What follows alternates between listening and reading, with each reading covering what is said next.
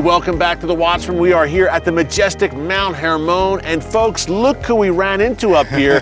Danny the Digger Hermon. Today he's Danny the Skier, Watchman contributor here on the slopes of Mount Hermon. Great to see you here, my friend. Great to be with you, even on the top of the state of Israel. Yeah. What a majestic location. I know, and I know you love this place, and Danny's been telling us you have to come to Mount Hermon. Now we're here with you. And hey, we talked about it's a great, obviously, tourist destination, strategic security importance, but Danny, incredible biblical history here on Mount Hermon, both the Old Testament and the New Testament. Let's start with the Old. First of all, the name Hermon, it implies that it's a sacred place. It's from the word cherem or haram in Arabic.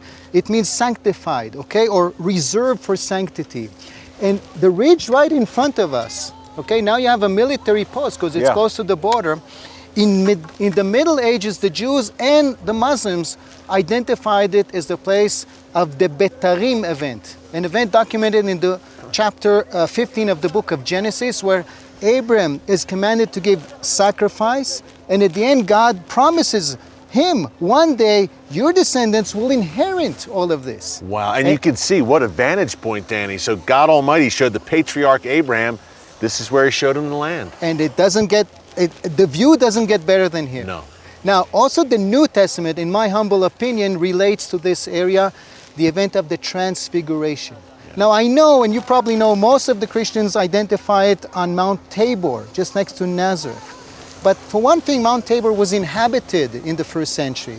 And the text implies that he was in an empty space, on an empty hilltop. And just to review, the Transfiguration, look, is where Jesus, he's on top of a mountaintop. He's with Peter, James, and John, kind of the inner circle of the disciples. And Danny, he turns a radiant white, according to the Gospels. Radiant white, Matthew, Mark, and Luke recount this, a radiant, dazzling white. And he's joined by Elijah and Moses, approving his divinity.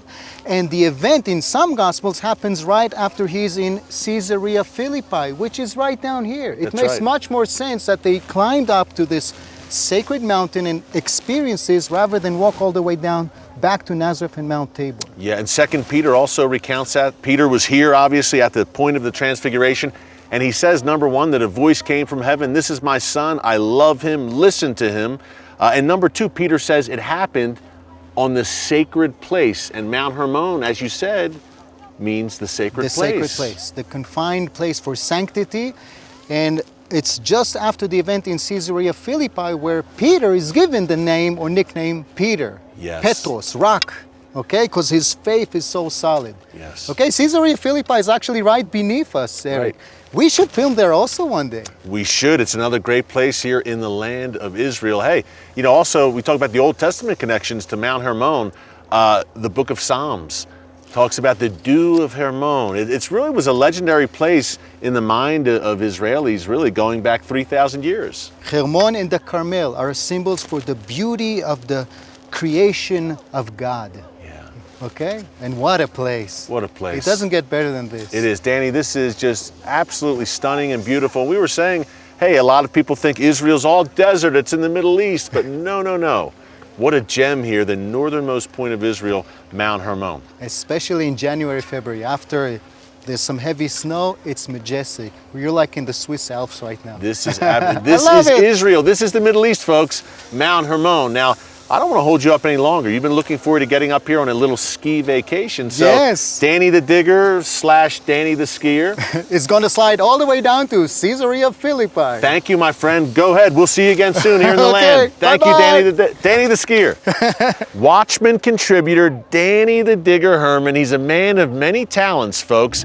Well, we had a great time atop Israel's majestic Mount Hermon. But up next, we're heading to the old city of Jerusalem to see biblical artifacts that prove the Jewish people's ancient and ancestral presence in the land of Israel. And the source of these artifacts may surprise you.